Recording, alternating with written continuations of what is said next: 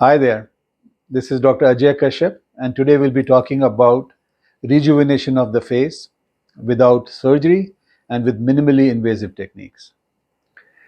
Before we get into all the different techniques of how we can improve the face, let's first talk of the layers of the face.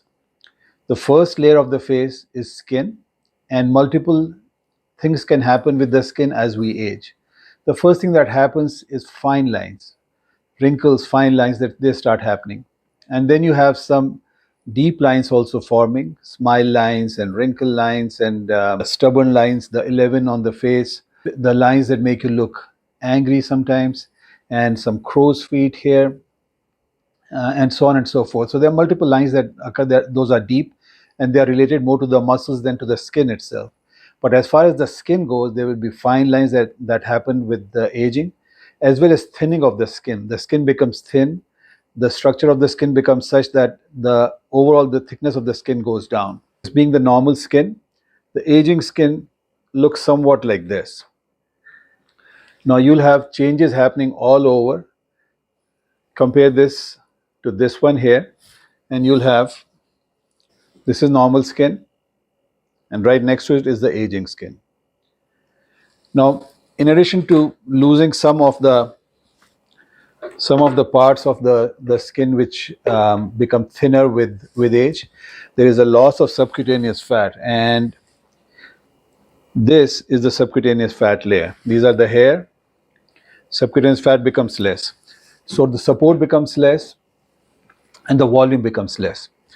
Now, after the skin, we have some false and true ligaments, which kind of hold some parts of the skin taut and let the other parts descend or go down. Because of which, there is what can be called a differential aging or differential movement of the fat pockets. There are several fat pockets in the face, like this is one, and there's one here, and there are multiple little fat pockets at different layers. But the fat pockets don't all go down at the same speed or the same level. The ligaments hold them tight and let them kind of become more discrete and separate. That causes some of the obvious signs of aging, like jowls, like droopy droopy skin right beneath the eyes. Like in very obese people, you'll have a line coming here. So those kind of things happen because of these ligaments. Right beneath the ligaments is the SMAS layer, which overlies the muscles. Now, the SMAS layer is very important for us as aesthetic physicians and surgeons, because it is a SMAS layer that has to be tightened up when a facelift is done or any other method of facial rejuvenation is done. Beneath the SMAS layer are the muscles, along with their nerves. So, what do we do for the muscles? The muscles cause deep lines, these frown lines, crow's feet. So we can improve the look of the deep lines of the face using a little botulinum toxin or Botox, which is put in the different muscles. So if this muscle is going to wrinkle the skin, you put it up here. So the muscle that wrinkles the skin from the sides is this big circular muscle here. So you could put a little Botox here. For the frown lines, you put some Botox here and here. Similarly, for these forehead lines which come like this, you can put a little Botox, botulinum toxin in different locations of the big muscle that comes down here. That is that's why we need to know that layer of the face which would help us with these deep lines. After that, after the deeper to the muscles, is the covering of the skull or of the bones, which is called the periosteum. And right beneath the periosteum, you have the bone itself. The reason that's important is because sometimes for rejuvenation, as we get older, the skin gets looser, the fat becomes less, the muscles make those deep lines, and the periosteum and the bone itself becomes a little different because it gets reabsorbed, meaning it becomes less in volume. That also can be improved by putting implants or replenishing some parts of the tissue right above the bone. Periosteum is itself important because that is a relevant part in lifting of the face sometimes. So again, we go with the first with the skin, the subcutaneous tissue, the ligaments, then the SMAS layer, then the muscles, and then the periosteum and the bone. Now, what are the non-surgical treatments that we can do for rejuvenating the face and overall improving the look of the face? When we have different treatments, the first thing we think of are the least invasive treatments. It's like going on a staircase and you go on the first step. If you're happy with the first step, don't go to the next one. If you're very happy with the first one, just stay there. Then if you want something more to be done, you go to the second stage or the third stage or the fourth stage. The last stage or the last step is actually surgical. But sometimes, instead of wasting money and effort in the first few steps, there is an indication for going to for the surgery right away.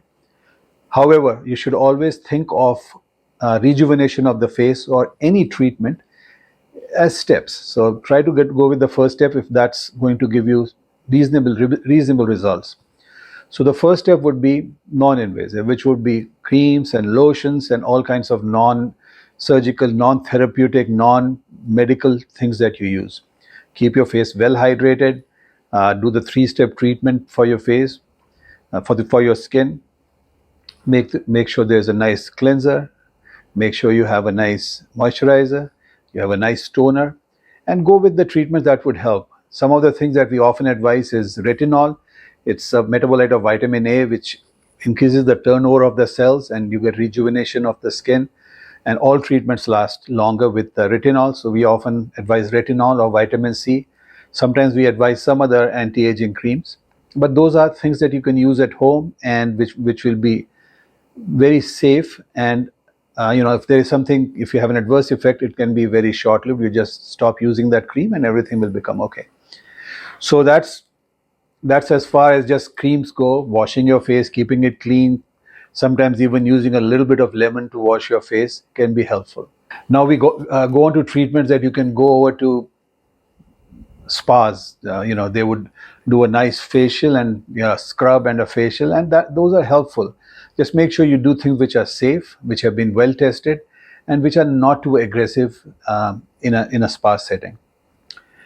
Then we go next to the treatments that as physicians and surgeons we offer. So the first treatment and the gentlest treatment we often do is microdermabrasion. Microdermabrasion is like a gentle sanding of the skin. It's like a vigorous cleansing, if you may call it. You actually have some sand-like particles come and take away the dead skin. That's microdermabrasion. Then the next step that we do is chemical peeling. Chemical peeling is also like having a good improvement with minimal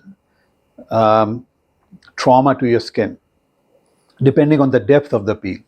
Usually what we do is we do mild peels initially.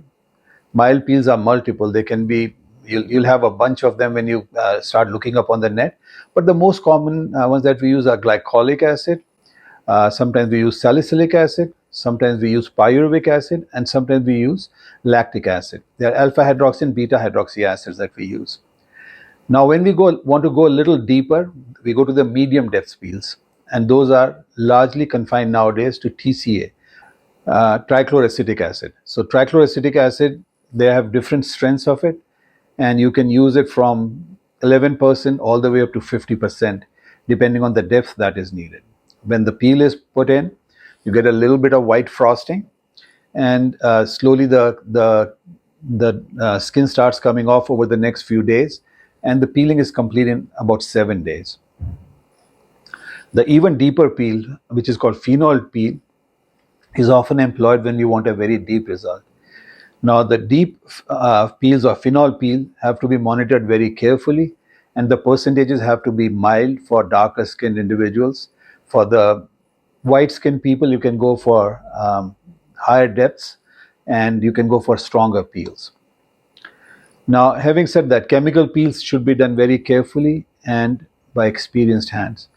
The reason is because the superficial peels, they do okay. Most people can do them, but there can be potential risks to them also. But as soon as you go to the deeper peels or even medium depth peels, it's very important to have someone who knows what he is doing and knows what to do if there is too much of peeling going on or too much depth of the peel going on. Let's go to the next common things that we do. We often do microneedling or radiofrequency or cryotherapy. Those are all non-invasive, but they go a little bit deeper than the most superficial layer of the skin, which we had targeted with the chemical peels and the facials and so on. So microneedling has become very popular. Very tiny needles, multiple little uh, needle holes are made, and as the skin rejuvenates, it becomes healthier and firmer. The same way we do radio frequency. Radio frequency also sends little waves out there, and they cause a microscopic or nanoscopic damage to the skin. And when the skin heals, it becomes better. The same way we do hifu. Hifu is based on ultrasound. Ultrasound again sends out waves, ultrasonic waves, and it causes micro trauma to the skin, which when it rejuvenates from the depth, becomes healthier and firmer. Some of the things which are a little more invasive, but not too much so. So let's go to injectables. So the first injectable we can talk about is fillers. Fillers mostly that are done nowadays are hyaluronic acid based, and there are many of them. Now the fillers, they go away in 6 months or 12 months or 16 months or 18 months or even longer than that. The reason why some of them go away faster, some take longer to go away, is because the cross linkages, the amount of the molecules that kind of connect with each other, those are different. So if we were to take hyaluronic acid, which is raw without having been processed, it is present in normal cells, but if we inject it, it is gone in a few hours. So to prevent it from going away in a few hours by the enzymes that we have already in our system, the companies, the manufacturers cross-link them. It is like taking two molecules and introducing a lot of links, molecular links, so that the enzyme cannot attack it or cleave the molecules very quickly and make them into small parts. It takes a while for them to do them, to remove the cross linkages, and that time can vary depending on the amount of cross linkage and how the molecules are structured. Less cross-linked molecules will disappear faster, in 6 months some of them, and some can take as long as 18 months or longer. Now another thing that has happened with these structuring of the fillers is making them in different patterns in the 3 dimension, and that has increased the projection that you can get and also sometimes the longevity that you can get from the same hyaluronic acid fillers. And those new generations have come and they keep improving them. So that it's a great tool in our hands. The good thing about it is that if you inject them and you don't like it, they can be dissolved. There's an enzyme available which can dissolve it very quickly. How to inject them is very important, and the exact areas where they can be put, the safety, as well as what effect each injection would have, is very important to study. So you do need an experienced person. Try not to have a nurse or a technician inject fillers into your face. There are dangers. There is a danger of blindness if someone injects it into one of the blood vessels around the eye. There's danger of losing circulation on the tip of the nose, and that those things happen only in inexperienced hands or people who do not know the anatomy properly. So fillers, safe, 99.99%, but one has to be careful. Another filler that we use is fat, but we'll come to that in a bit. That is your own fat. Now the next thing that we will do after the fillers is botulinum toxin, which is popularly called Botox, although Botox is only the most popular name for it, and the company that makes it is Allergan. So botulinum toxin is inserted into all the muscles that cause the lines and wrinkles, like this muscle here that goes like this, a muscle like one that comes here, which causes these lines, the muscle that causes lines here, the crow's feet, that's this big circular muscle, and the muscles that kind of cause these horizontal lines on the transverse lines of the forehead. So all those can be weakened with careful administration of this botulinum toxin. It comes from botulism, the organism that causes that food poisoning, but is so well studied and such a small amount is given that targeted well, it just gets rid of the wrinkles just enough. And enough people, and even people who are into acting and into facial expressions, you can do it in such a way that they'll still have their expressions without having these worry lines, the wrinkle lines, the frown lines, the crow's feet, and the bunny lines, and the thick um, transverse lines that people have on the foreheads, and this 11 right here, and so on and so forth. So you can do it you can titrate it, just enough. And sometimes it takes 1 or 2 sessions for people to get it exactly right. But the advantage of this is that it can be very carefully and meticulously done so as to give you the right amount of improvement without making it too much, without making it look like a mask face. So that is botulinum. Next, we can talk about autologous fat.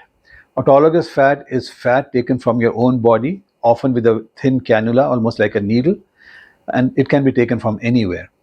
Now, the good thing about the fat is that it does have some stem cells with it. Stem cells are pluripotent cells, which means they can become any tissue if put in the right place. That is, stem cells which are present, a few of them in the fat cells. So there's an advantage to injecting the fat, that not only do you get volume, but you have these stem cells which will increase the vascularity, they would increase the suppleness of the skin. So it's an advantageous treatment for many different problems. So improvement of skin, as well as improvement, as well as giving you volume where you have deficit. Now, autologous fat can sometimes be combined with some other fluids, like your own PRP, platelet-rich plasma, which comes from your blood. Sometimes platelet-rich plasma can be injected as such. So you remove the platelet-rich plasma. First, you take the blood, process it, activate it, get the platelet-rich plasma, and inject into different places. The biggest advantage of platelet-rich plasma is that there is improvement in skin quality. And we sometimes do it for the head also, so that some of the hair that are getting kind of old, senile, and are ready to drop off can be improved.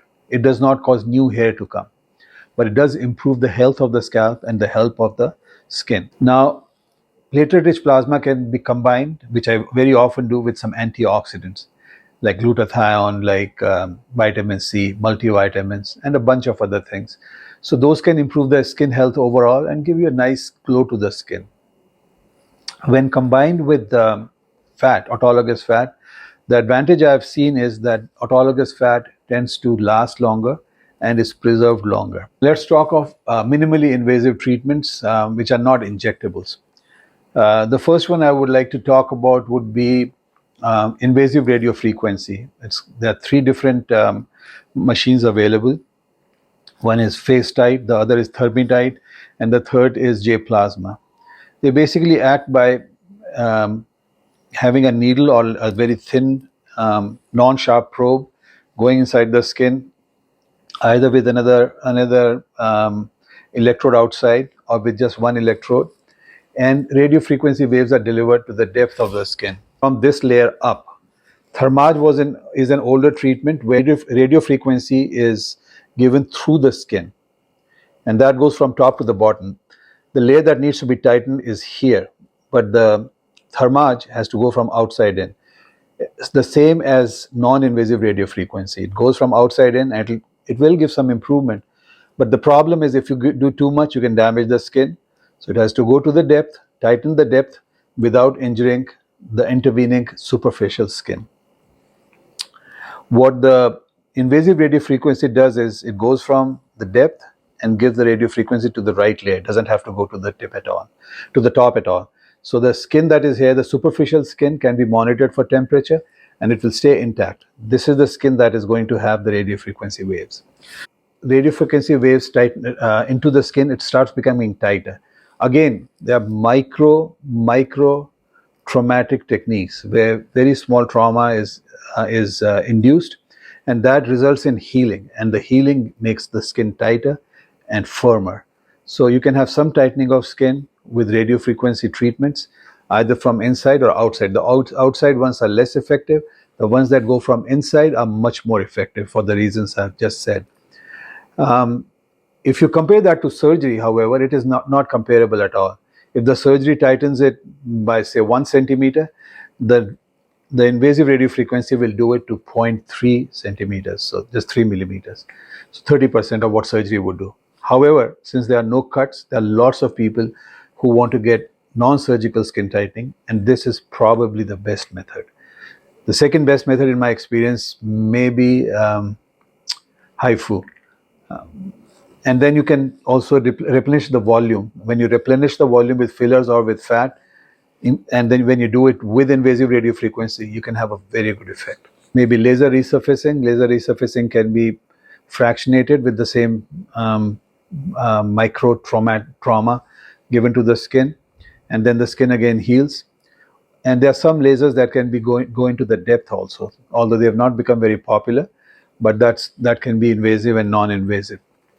The invasive lasers were often combined with liposuction, and the different thing that came out was slim lipo or similar modifications of the same.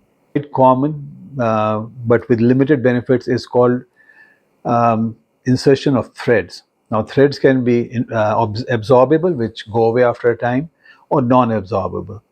The ones that are most common nowadays are the absorbable ones, which last for a few months, and before they go, they kind of cause a little bit of scarring or fibrosis, improving some parts of the skin. Now, there are multiple varieties available of the same. There are cog threads, there are monocog, leech clog, hydroclog, some with hooks, some without hooks, some with little screws in them. But the main objective is to sometimes increase the volume and sometimes to lift the skin. The problem why the threads have not become quite as popular as they could have and replace surgery is because no skin is cut, so it has to be, all the lifting is from the depth. And secondly, the longevity is quite low. The best ones can last up to 18 months, but most of them last for a few months only. So if you were to go to a party and you want a little lift for the next few months, it's a good treatment. There's very little downtime. It's done under local anesthesia, just a drop of local anesthesia, and you can have a decent result for several months. But don't think of it as a treatment for several years or a replacement for surgical treatment. There are people who promote thread lifts even for breast or abdomen. Does not work because the gravity is against those little threads that you've put in. And certainly for the face, they can be beneficial, but longevity cannot be there. Sometimes threads are also used for things like lifting up and giving some volume to the nose hair or to some acne scars, and there they worked a little bit better. It's not permanent, but they work a little bit better, because when you're putting in the volume, that's the process of putting it in, and the process of absorption, you'll get a little bit of volume from the scar that develops in place of the thread itself. All right, so having this, in my opinion, are most of the non-invasive or minimally invasive treatments we have. I'll just end this with saying there are a couple of mini facelifts we do, which are almost as small as the non-invasive treatments. It's a little cut we make sometimes here, right beneath the sideburn for males or females, where the hair end we make a little cut, and then lift a little bit of the skin, have a loop of threads in the smaz layer, and actually you get a kind of a nice lift here with a minimal cut, just a little cut here. Some people make it in the hairline, above the hairline. The problem with that is that a centimeter or two of the skin that is taken, that is all hair bearing, so you'll have a little bald area here. So the idea is to make a cut down here, but make it in what we call a trichophytic or a friendly way, so that the hair can go through the scar with time. So that's how we do this here. You get a nice result. Sometimes we do little lifts on the mid face lifts from here as well, but that we'll discuss perhaps another time. However, of non-surgical and minimally invasive treatments, I think we have covered most of them, at least the ones that I do. There are some other treatments which are still being evolved, and we'll come to that perhaps in another video. Thanks for watching, and let us know if you have any questions, concerns, and you can always contact us through our phone numbers, or you can contact us through our email address, which has been given below. Also, There are multiple excellent resources online to get good information about each and every single treatment, which I have not covered at length, but you can get very good information from reliable sources on the net. Unfortunately, there's a lot of noise and lots of claims of different treatments which are not true. So just be watchful. Every treatment can do only so much, and very often, the more invasive the treatment, the more longer lasting, the more effective it is, and the longevity is more. However, not everyone needs to have the most aggressive treatment done.